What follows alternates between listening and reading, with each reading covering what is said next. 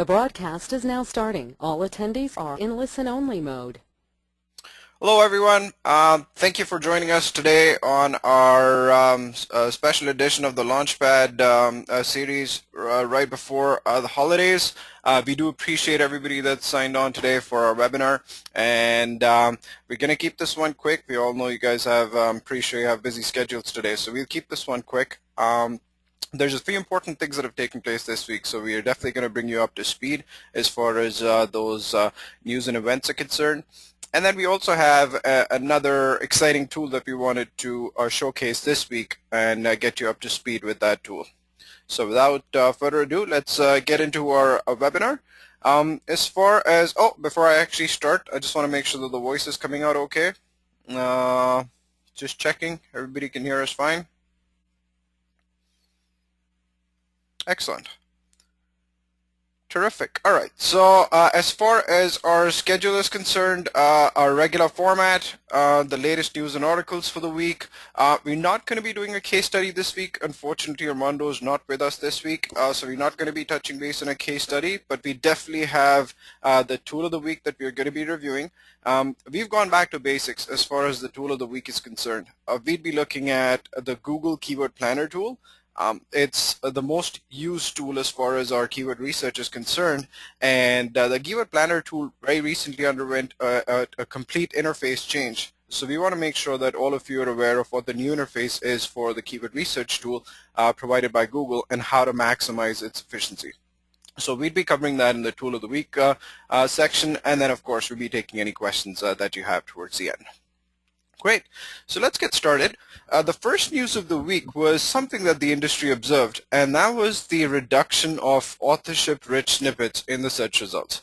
So there's been a lot of discussion as far as the usage of Google authorship is concerned in the search results, and over the last year or so, it was definitely on the rise. If you did any sort of searches on Google, you'd see that more and more searches were coming up with the authorship image profile. There's a lot of posts that were written about the fact that if you actually include the authorship, that's going to increase your click-through rate in your search rankings, because you're obviously incorporating more real estate with your picture, your authorship tag, in your search result. And then when you actually look at a search result, if you see a result with the authorship with an image and one without, the probability, and eye tracking studies have showed this, and we displayed this in one of our previous LaunchPad webinars, where even eye tracking studies have displayed the fact that the click-through rate for the authorship results is a lot higher than the ones without.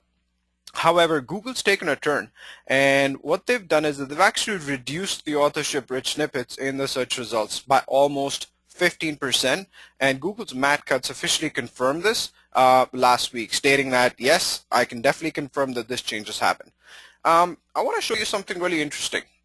So this is Mozcast Features. It's a tool that allows you to take a look at all the trends that are taking place as far as the actual search results page is concerned.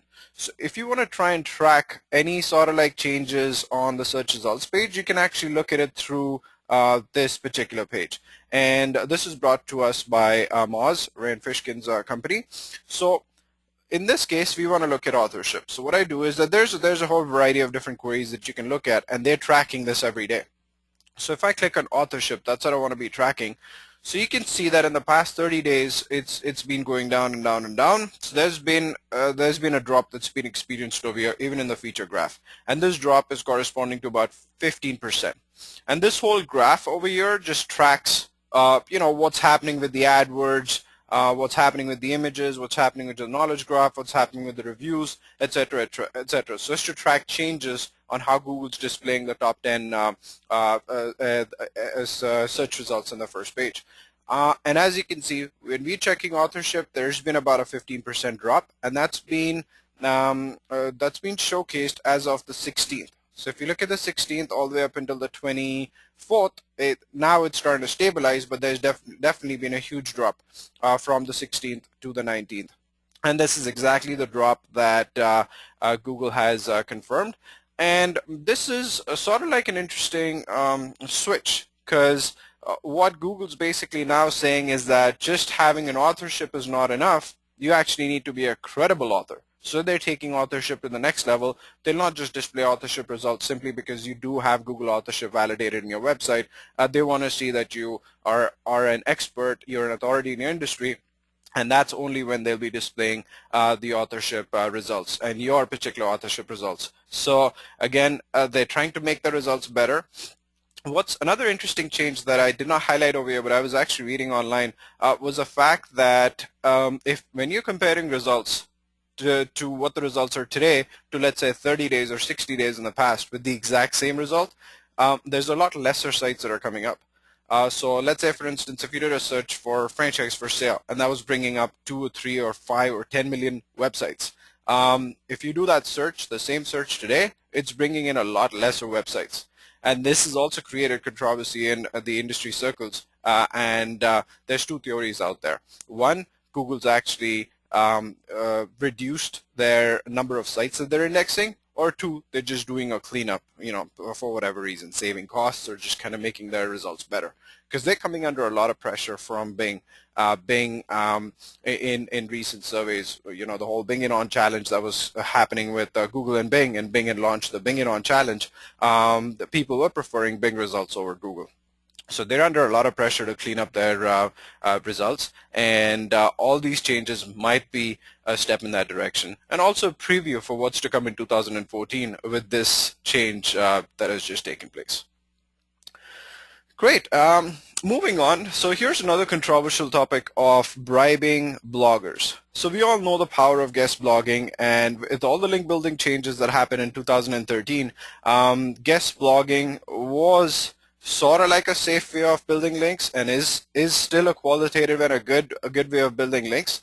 However, there's a lot of challenges that are associated with this industry, and the perfect example was brought about by Gawker.com, and I'm actually going to show you this article. So just to give you a little bit of a history, what Gawker is a website, Gawker.com. What Gawker did was that one of the editors there was approached by a guest posting company, an SEO company, and they basically complimented him on the great articles that he was writing, and then they actually offered to pay him money so as to have their brand, one of their clients, and their links mentioned in one of the articles that he was writing for Gawker. And the website was backlinks.us, so that's basically what the website was, and they offered the editor, which was this individual that's writing for Gawker, they offered him money so as to incorporate one of their clients' websites into the guest post. So, and they went on to mention some pretty big names. Like, I'm not going to read this whole article, but the links in the presentation itself over here, so you guys can definitely take a look at this article later on. But he mentioned some really big sites like Huffington Post, etc., where they already have authors that they're paying so as to incorporate editorial style posts. But when these authors are using examples, it's not just a simple random example that they're pulling out. They're actually being paid to put those examples in the editorial posts. And you can even see how much they're charging. So it's like, $50 to $80 a post for popular articles. And this brought about, this whole article and this whole expose that this author did brought about this whole shady world of bribing bloggers in popular sites so as to get your client's website listed as one of the examples that they're putting out there. And this obviously got to Google's attention, and Google put out an official comment through Matt Cutts. So basically said that, look, we are totally aware of SEOs that are bribing bloggers to put on links and make it seem like that they're actual editorial examples. They're actually not, and the search engine companies are basically bribing these bloggers to put on these links. So they're aware of it and they're taking action. Basically what they said was, stay away from this activity, do not do this activity. And this example can also be taken one step ahead. There's a lot of blogging networks that are out there where you basically pay to get your blogs added, like to get blog posts written by bloggers for you. Again, that's typically paid link building. If you're getting a no follow link and that's when you're putting out the blog, that's totally fine. But as long as the no follow link is in place, If there is no follow link in place and these bloggers are being paid to write about you and then are linking back to your website, that's technically breaking Google's rules. So for 2014, it's really important to have a nice, clean strategy as far as link building is concerned, to not engage in any sort of paid link building, because Google's only getting smarter, and it's just a matter of time before they actually catch on all these different practices that are going on in this industry, and they start cleaning house. And we were made aware of this last week as we showcased. They shut down another link building network, backlinks.com. So they're going after all these networks pretty aggressively. So the idea is stay clean, do not pay for links, just get links on Honor, Merit, get links to directories, citations. There's a lot of ways to get links, but do not pay for links. All right, so moving on. It was another record-breaking quarter for the U.S. digital ad revenues. So the Interactive Advertising Bureau that tracks revenue reported that the U.S. digital ad revenues in Q3 were almost $10.7 billion, and that's an increase of 4.2% from Q2. It was at about $9 billion or so in Q2. Q3 they've hit $10.7 billion, and year over year it's basically a 15% increase year over year. So a pretty interesting statistic, which again tells us a very important fact. And the fact is that companies, prospects, clients that are out there are taking money away from their traditional marketing channels and pushing more and more towards digital ad revenues. And what we're going to see is that there's going to be a lot of interesting development in 2014, we feel, with regards to the ways and the methods of advertising out there on the internet. And there's going to be definitely a shift towards integrated marketing, as opposed to doing just one style of marketing for a particular client, just utilizing one medium like SEO or paid advertising. We're going to see integrated marketing take on a big way. Integrated marketing meaning a combination of SEO, paid advertising, social media optimization, online PR, local marketing, etc. You can't just advertise a client in a silo. You have to, sorry, just some audio difficulties here. Okay, great. So as I was mentioning, there's going to be a huge shift towards integrated marketing. You cannot just advertise your client in a silo. You have to actually look at a sort of an integrated strategy where you're looking at SEO, you're looking at paid advertising, you're looking at a combination of venues so as to advertise and get the best results for your client. Great.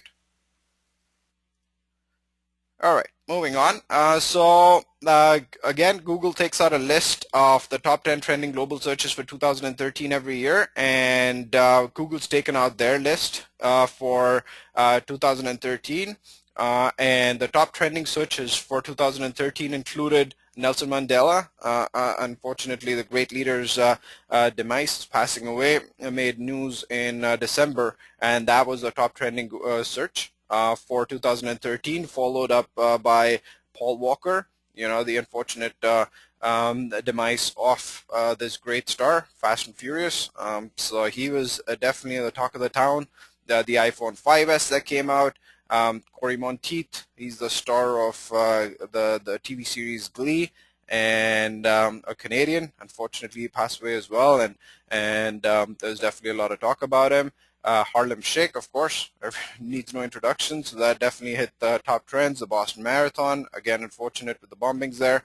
The Royal Baby, Samsung Galaxy, PlayStation 4, North Korea. I'm not sure for the right reasons, but so you had like the top 10 trending global searches for 2013. And if you actually want to investigate more on this list, here's the website. So you can go into Google Trends, and they take out their 2013 list, where you can look at the top trending. And then it breaks it down into people, into events, athletes, electronics, Google's hashtags, top trending movies, performing artists, TV shows, etc., etc. Now, there's a lot of ways to utilize this list and be very innovative with this list, because this is great content material. And as we've seen and read and observed, top 10 lists and the best of lists are the most read posts and the most engaging posts for visitors to a website. So this list is a great list, and for you to be very innovative, clever with how you can incorporate this content potentially in interesting blog posts for your own websites as to engage visitors for yourself or your clients.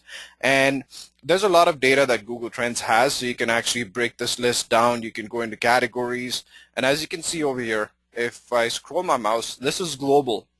So you can actually break it down into countries. So let's say if I actually want to look at the top 10 searches in the UK, I click on that, and then you can take a look at countrywide trending patterns, like 2013 events for the UK was a Grand National, Wimbledon, Eurovision, etc., which is a lot different than from what we're seeing in the US or Canada.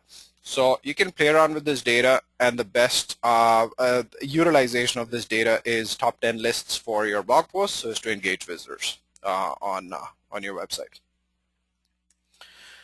All right, so Google Trends is a really powerful way to do a lot of research, especially with the whole not provided, the Google introducing the whole not provided stats, so that your keywords are now not visible in Google Analytics. You cannot really see what people are searching for, specific keywords.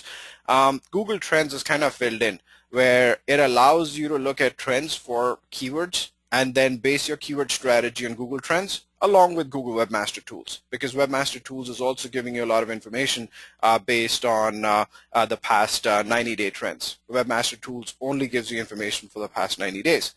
So you can combine information from Webmaster Tools keyword data and then combine that with Google Trends, where you can look at trends for keywords, and it gives you trends pattern for the last 5 or 6 years, and get some good information as far as keyword strategy is concerned. So Google Trends recently changed its homepage interface, and this is kind of like what it looks now. Prior to this, it had a very simple sort of an interface. It would take you into a graph right away, whereas now it actually takes you into this sort of like a carousel, this sort of a homepage, where on the left-hand side you have the trending now patterns, and again you can change your country. This is google.ca, so it's showing me Canadian trends. You can change that to your specific location. There's a whole bunch of charts that it's showing you. There's you have the exploring in-depth feature on the right-hand side. Global interests, so you can click on Google Trends, etc., etc. Hot searches, what's taking place right now, top charts, more to explore. And then you can also go into your typical trends keyword research, where you just type in a keyword and it's going to start giving you trends for that particular keyword. So this is the new interface for Google Trends. Pretty intuitive. It's good. It's giving you a lot of information, and it's great for an opportunity where you want to capitalize on a media event or a media story that's taking place like right away. So you want to see what's trending right now and you want to do a story on that. So it's really good from that perspective, where you can actually look at an event that's taking place that's related to your clients or your industry, and then write about it, blog about it, in the hopes that Google's going to pick that up as fresh content and generate a whole bunch of traffic for your website. So really useful from that perspective. So this is the update that they've done to their homepage. This is basically their new homepage now. All right, so for the ones that actually follow Google's blogs, there's sometimes some very useful information that comes out in their blogs, whether it's the search blog, whether it's a Webmaster Tools blog, whether it's a developer blog. And while scouring some of these blogs, there was a really, really useful article for mobile website improvement. So what one of Google's executives had done is that they've actually come up with a full checklist for mobile website improvement. So let's take a look at this checklist. Again, the URL is actually mentioned in the presentation itself, and this is a full sort of like a checklist that they've developed for how to improve your mobile website and make it better for your visitors. So there's basically 3 major steps that they've broken this whole checklist into. Step 1 is all about stopping frustrating your customers, and they provide you information. And remember, this is data that's coming directly from Google. So imagine the amount of data that they have available, so they can understand what the common issues, common frustrations, common challenges are as far as mobile websites are concerned. And that's when they've come up with this checklist and develop this checklist. So they talk about removing cumbersome extra windows from all the mobile user agents, provide a device appropriate functionality, correct high traffic, poor user experience mobile pages, make quick fixes in performance, and then they talk about how you can potentially do these quick fixes. Now, a lot of you might have to utilize production centers so as to carry some of this work or do some of this work for your clients' websites. But again, it's all about site load time. Based on our experience, we've seen a lot of difference when it comes to taking your website from, let's say, a 50% like a load time or an efficiency all the way up to an 80 or a 90% efficiency. When you take your website from a 50% load time efficiency to about 80 or 90%, we've seen a direct impact for increasing your site speed and organic listings and organic positions. So it does have a huge impact. So you cannot disregard, site speed or overall website improvement to be just as a luxury item. I mean, it's almost a necessity now because there is a direct correlation with how well your website's impacting its own load time with regards to how it's performing organically in the search engines. So a great checklist. So as I mentioned, step one is all about quick tips so as to make your mobile website better. Step two is all about facilitating task completion, optimize crawling, indexing, and the searcher experience. And it again goes into quite extensive detail on how to do this. And then step three is all about converting customers into fans. And it talks about, search integration points with mobile apps, track cross-device workflow. And again, they've given really good examples. There's videos over here as well. So very useful checklist that came about. And we thought we'd share this with you. All right. Okay, moving on. As I mentioned, I was going to keep this one quick. This week, we're actually going to look at the Google Keyword Planner tool. Now, prior to this, it was just simply known as a Google Keyword tool. The interfaces was a lot simpler. It wasn't very complicated. It was a simple interface. You just typed in a keyword and you got all the information that you're looking for with regards to potential keywords that you could be bidding on. So the Google Keyword Planner was introduced, say, approximately about, I'd say, 6 months or so back. On June or July is when the Google Keyword Planner was introduced, and the whole idea was to try and make the Keyword Planner more efficient, so as to make our lives a lot easier when it comes to potentially taking this keyword data and then incorporating that into campaigns. So bear in mind that the Google Keyword Planner is essentially linked with AdWords. Right? So Google's tried to do their best so as to make it really, really easy for you to take all of this data and information, incorporate that into an AdWords campaign so you can basically start spending some money with them. So it's not public service that they're doing. This is primarily geared towards you spending more money utilizing the AdWords platform. Now, in the past, you could actually access the Google AdWords tool without logging in, and you could just go to the link and then type in your searches, get all the required information, and then essentially the information's yours. That's changed, and with the Google Keyword Planner, you have to mandatorily log in and through your account and then access this information. So that's one of the big changes that they did. So let's look at the Keyword Planner tool. So you go to the URL, and then it's going to ask you to log in. So in this instance, we're already logged in. As you can see on the top right-hand side, we're logged in, wsilm@gmail.com. We have our customer ID over there, and it's going to take you to this tools and analysis area in Google AdWords, and then all you have to do is just click on Keyword Planner, and then it's going to load up this particular page for us, which is the Keyword Planner interface. So as it's loading up, I can start showcasing some of the new additions that have taken place with the Keyword Planner. In a sec. Okay, perfect. So there's 4 different ways of utilizing Google's Keyword Planner. You can actually search for new keyword and ad group ideas. This was not available previously. So in the previous keyword tool, you could not collate keywords into ad groups. Now Google's actually doing this by default for you. So it creates ad groups. It combines keywords into different ad groups for you already. So that's a huge bonus or an incentive, I'd say, if you want to migrate your information into a campaign right away. If you want to get a search volume for a list of keywords or you want to group them together into ad groups, you can do that through the keyword planner. So you can just put in your keywords and it's going to get you the keyword volume and also group them into different AdWords for you, ad groups, sorry, for you. If you simply want to get traffic estimates for a list of keywords, you can just copy paste those keywords over here and it's going to get you the list of these keywords. And then if you want to multiply your keyword lists to get new keyword ideas, so you can actually have a variety of different keyword lists that you can be copying pasting, and then it's going to basically give you a new combination of keyword lists. The most commonly used, I would believe, for everybody, for all of us, would be the first function, and that's what we're going to be looking at in depth right now, which is the search for a new keyword or an ad group idea. So let's click on that. So let's say we're looking for, let's take the example, let's say we're looking for personal injury lawyer, New York. Let's say that's what we're looking for, and we want to see related keywords associated with that. Let's even take out the geo target, and then let's just look at personal injury lawyer, and we want to look at all the pages that are related to this particular keyword.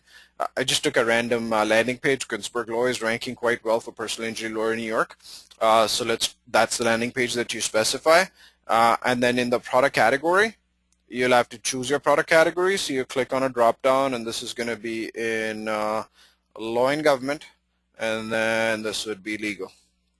So you click the category and then accident personal injury law firms. So the more precise you are with your product category and your landing page, what Google's keyword planner is going to do is that it's going to look at your landing page, it's going to look at your category, and it's going to look at its index of all the potential keywords that are there in its index associated with the landing page and the keywords on the landing page and the product category, and then return the results for you. You can also change the targeting. So right now it's targeted the US. You can change it. You can add a location to target, which can be a country, city, or a region. So for now, we want to keep it to the US. You can change languages. So right now it's by default English, but you can actually choose any language that's going to give you a language-specific keywords that you can target. So you can actually target either Google, or you can also target Google and search partners like AOL that Google partners up with. Or internationally, it has other partners as well. So you can change the targeting there.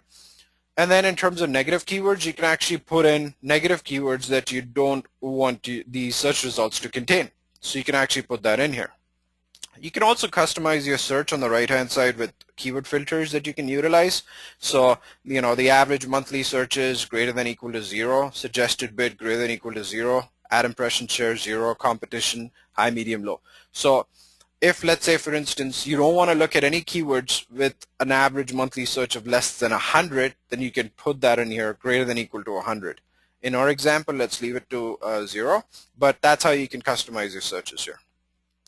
You can also customize keyword options, show ideas closely related to my search term, show adult ideas, show keywords in my account, or show keywords in my plan. And you can turn them on or off depending on what kind of a customized search result you want. In this case, we just, again, leave it all broad. You also have an include exclude tab. So include keywords that contain the following items, or exclude keywords that contain any of the following items. Very useful for certain searches. And then once you've customized this, you just hit the Get Ideas tab, and then it's going to start running a report for you. And as you can see, your query is being positioned at the top. And as you can see over here, there's two tabs that open up. You get an ad group ideas, and you get a keyword ideas tab. When you're looking at the ad group ideas, it's basically classified your keywords into different ad groups.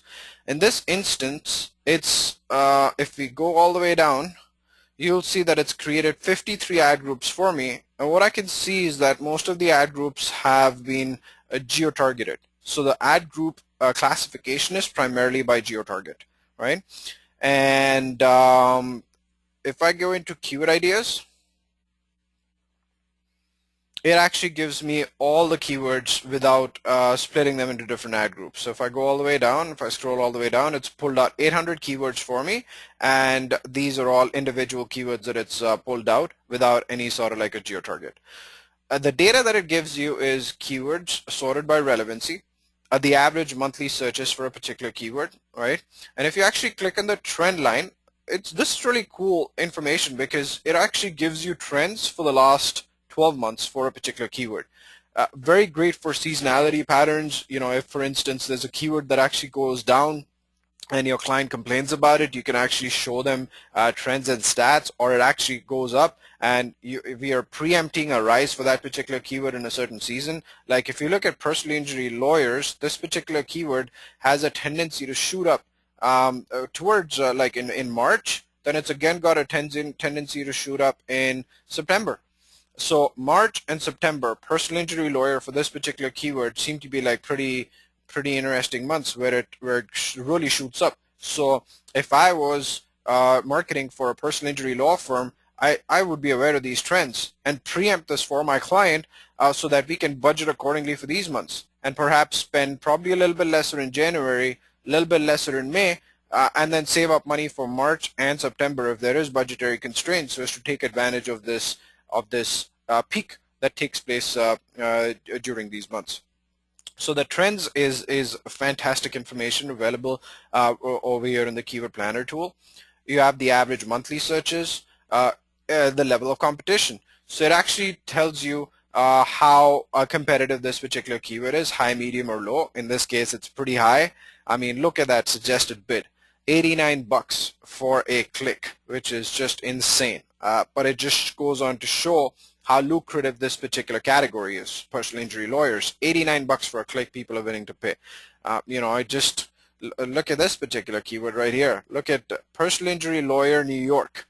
Sorry, the Miami one. So Miami personal injury lawyer is going for $191.40 a click, which is incredible. So, you know, time to make a site, put some AdSense, and make some good money out of this thing, because look at this keyword. Just crazy. But that's how lucrative personal injury legal firms are. That's how much money they stand to make. Very expensive. I mean, this is right up there with travel and insurance as far as their bids are concerned. So it gives you the suggested bid so as to be competitive as far as your client's positions are concerned for this particular keyword. It also talks about ad impression share, and this is basically this data comes up more accurately when you're running a campaign, so that it looks at how many impressions you've received by the total number of searches actually that are taking place. So this data is more useful for you when you're actually in your account and you're running a campaign. And this is add to plan, so you can customize your plan. The plan essentially is another word for your campaign. So you can add to the plan, you can customize your plan, and then you can download all of this data. And it also gives you an opportunity to just take this data and incorporate that into a campaign, or you can even just download it over here by clicking on this icon at the top and download these keyword ideas. You can modify your search pretty easily. Just click on the modify search icon, and then it again brings you back to the main screen, and you can change all of the information that you're looking for and then modify your searches. And so this is primarily the most commonly used functionality as far as the keyword tool is concerned. If I go back to our main screen, which is the keyword planner screen, as mentioned, there's three other methods, or three other ways that you can conduct searches in the Google Keyword Planner tool. But the most commonly used function would be the first one that I just explained to you. But if you do have a search list of keywords already that's prepared, let's say the client's very particular about the list of keywords that they want to bid on, you can always go for this particular tab, which is the search volume for the list of keywords, and you just type in your keywords. You can even upload your file if you have already set up the keywords in an Excel sheet, and then get the search volume by hitting that icon there. So that's another way to do your keyword research. Traffic estimates for a list of keywords. This is a very simple way of doing this. Again, if you have an Excel sheet, just upload it, choose your targeting, to Google search partners, the location, and whether you want to utilize negative keywords or not, and hit get estimates, and it's going to give you all the information here. And then of course this is also really cool, multiply keyword list to get new keyword ideas. So you can have two lists that can be combined together so as to come up with more keyword ideas. Great, so this is a very brief overview on the Google Keyword Planner tool, the most utilized tool as far as I would say our company is concerned in our research, either for search engine optimization campaigns or for PPC campaigns. We definitely utilize this quite extensively, along with some other tools, but this is our primary tool because the information is coming directly from Google. Terrific. So, as I mentioned, we don't have a case study. Armando's not with us today, but he's definitely going to be back with us on the 31st for our next edition of the LaunchPad, our last one for 2013. Hopefully all of you can join us. We want to wish you and your loved ones happy holidays from all of us at WSI ALM. We do thank you for all the support that you've displayed to us in 2013. It's been a great year for WSI ALM. We were pretty excited with the convention, the E&I convention taking place in Toronto, and we got to meet up with a lot of you, and that was really exciting for us. And we had an event that we also hosted that attracted a lot of consultants that came and attended it, so thank you for that as well. And we look forward to a really exciting 2014, a lot of new things. As you know, we are part of the Adaptive SEO Consortium. We've been having some great meetings at the home office with Krista and a lot of great, Francois, Peter Janeski, a lot of great ICs that are working together to come up with a great product for Adaptive SEO that's going to be rolled out in the first quarter, I believe, of 2014. So that's going to be a really exciting rollout. We're definitely looking forward to that in the first part of 2014. Great. Let's see if we have any questions here. I'm going to take any questions. Bob has a good question. So he talks about what counts as a credible author for Google authorship. That's a great question, Bob. And see, it's a combination of factors. So the first factor obviously is you having the Google authorship on your website. The second thing is how many pluses do you have? How many people have a plus one utilizing Google Plus? So the more Google Pluses you have, you're definitely a credible author. And then it's basically all about popularity. So if there is a lot of pluses, if you are a recognized figure, like for example, I'll give you the example of Neil Patel. So Neil Patel writes a lot of content for blogs like the kissmetrics.com blog, which is his company, and then the Quick Sprout blog, that's his blog, and then he also owns a company, Crazy Egg. But Google has seen him as a credible author. He's got about 10,000 or so Google Plus ones as far as his authorship profile is concerned. But if you type in any sort of queries related to like, guide to online marketing, a guide to content marketing, advanced guide to online marketing, you'll always see Neil coming up. And that's because over the years, he's established authority for himself. People know who he is in the industry circles. There is a lot of plus ones for his profile. So it's a combination of factors, Bob. Excellent. Khalid has a question here. How can I get trends in Google Trends in Kuwait? I was searching the countries list, but there was no data for Kuwait. That's a good question, Khalid. I will look into that. I'm really surprised that they do not have Kuwait in the list. Maybe because they don't have enough data gathering from the country. Perhaps that's the reason why they don't have that country listed in there. But I can definitely do some research and look into that for you. Would you be kind enough to just shoot us a quick email on this, Khalid? I'll just pull up our contact info screen, which is right here. So just shoot us an email at info@wsialm.com, and I will make sure that your query gets answered. Great. I don't think we have any other questions. Terrific. Once again, Merry Christmas to all of you that are celebrating Christmas, and happy holidays to everybody else. And we will see you on the 31st. Take care, everyone.